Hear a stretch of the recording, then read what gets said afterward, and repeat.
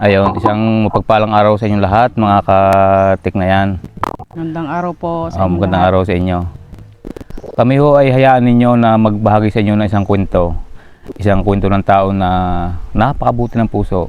Isang tao na naging lingkod bayan, naging lingkod barangay.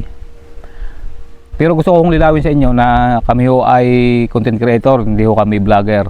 Pero sa pagkataong ito, ay nais naming i-vlog yung nangyari noong nakaraang araw, no? Amin ibabagi sa inyo. Kami ibigyan nyo kami ng ilang minuto para inyong mapanood. Kung inyong natatandaan, mga katiknayan, yun yung nagpadala sa akin ng box, yung nagpadala ng sari-sari ng mga pedala, wallet, cash. Yung naikwento ko rin sa inyo na yung dalawang kapatid din na ospital, yung isa ay nagpapagaling na, yung isa ay may taning na. Yun hong may taning na ay sa kasamang palad do ay nagpaalam na. Yun ho ang nais naming bahagi sa inyo kung gaano kabuti ng taong yun. Kami nga ho buong pamilya. Kami nga ho nagpunta doon para makiramay. At sana inyong panoorin hanggang sa kaduluduluhan at inyong makikita at inyong maalaman kung gaano kabuti. Kung gaano kabuti ng taong yun. Ang puso ng buong pamilya. At inyong panoorin. At arin na nga ho ang pagkakataon na nagpunta kami ng Mabini para ho makiramay sa pamilya ng mga naulila. Sa mga hindi ho nakakaalam, yun nung pumanaw ay active kapitan ng kanilang barangay sa Barangay Ligaya, Mabini, Batangas. Siya ho ay naglingkod ng 32 years. Siya ho ay naging konsihalang armataon. After ho noon ay siya ay naging kapitan na ng 32 years.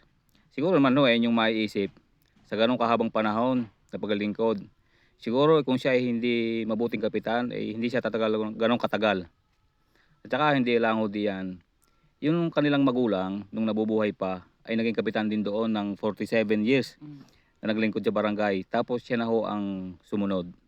At sa buong buhay ho namin, ay ngayon lang kami nagkita ng may pumanaw na napakarami ho ang nakaramay. Talagang napakaraming tao ang nagpunta din para makiramay kay kapitan. At sa bawat tao ho na aming nakakausap, talaga daw napakabuti ni kapitan. Sa mga tao nakakausap namin, lagi nilang sinasabi, talagang walang papalit kay kapitan sa kabutihan ng loob. Sinasabi rin nila na kahit daw na hindi kabarangay ay nagagawang tulungan. At kita naman ninyo, makikita naman ninyo kung gaano kadami ng tao na nagpunta dito. Kami ho ay na mga siguro ay kami imamatay, hindi mangyayari sa amin ang garne. Oo nga. Dito natin mapapatunayan kung gaano kabuti ang puso ng isang tao. Yung hanggang sa iyong huling hininga ay nandiyan pa rin ang mga taong handang sumuporta at mga taong nagmamahal sa iyo. At bawat isang tao ho na aming nakakausap tungkol kay kapitan, puro kabutihan ni kapitan ang kanilang sinasabi. Kung gaano ka matulungin, kung gaano ka bait, basta kahit sino lumapit, kahit hindi karatig, kahit hindi ka barangay, at talagang natutulungan ni kapitan. Tsaka inyong maiisip, 32 years ang kanyang paglilingkod sa kanilang barangay. Ito na nga yung araw at oras para ihatid si kapitan sa kanyang huling hantungan. Pero bago namin sila ihatid sa kanyang hantungan, ay idinaan ho namin siya sa court ng bayan ng Mabini para ho siya ay bigyan ng parangal. At sa buong buhay ho namin, ngayon lang kami nagkita ng isang kapitan na pumanaw na dinaluhan ng iba't ibang sangay ng ating gobyerno at kung paano siya pinasalamatan at hinangaan sa kanyang mga paglilingkod.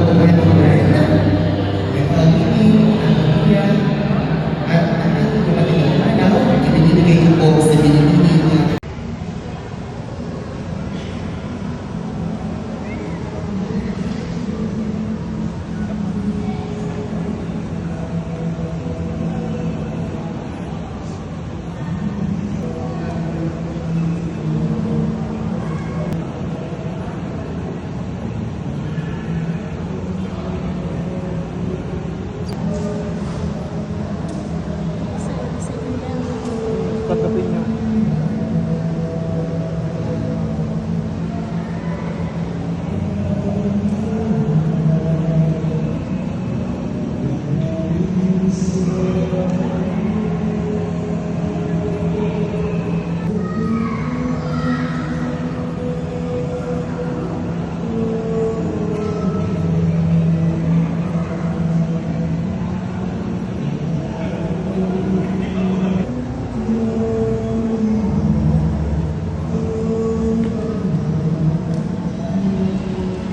Tinatawagan po ang pamilya, sino?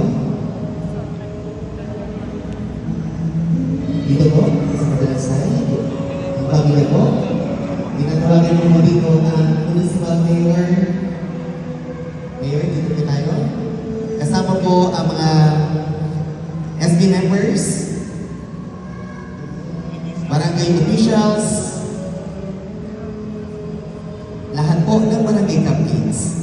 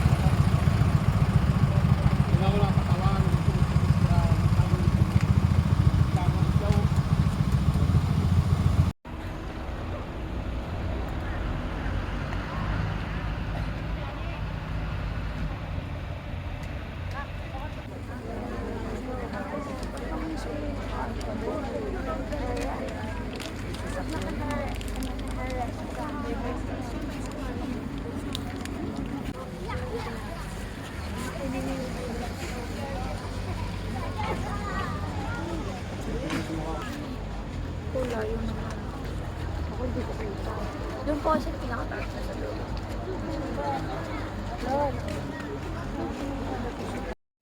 Kaya ang masabi ko sa inyo, Kapitan, magkaiba man ang ating bayan, magkaiba man ang ating barangay. Ako'y saludo sa iyong mga nagawang kabutihan, lalong-lalo na sa inyong barangay na nasakupan. Sa inyong pagpanaw, katuwang lupa nyo lamang ang mawawala. Pero lahat ng mabubuting gawa ay mananatili sa aming puso at isipan.